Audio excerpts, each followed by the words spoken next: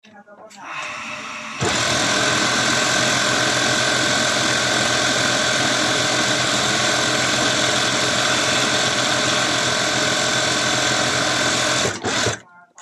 na siya guys. So yung t-shirt ng Batanes. I-deliver na namin ito mamaya guys. Ito yung likod nyo. Ito naman yung harap. Bali, dalawa kaming nananay dito eh. Ayun yung kasama ko. Anto no. Busy.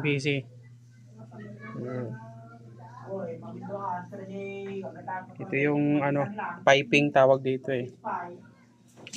Tapos ito naman yung ibang makina na ginagamit namin. Bali, 3 makina yung ginamit. Ito yung high speed. Ito yung high speed.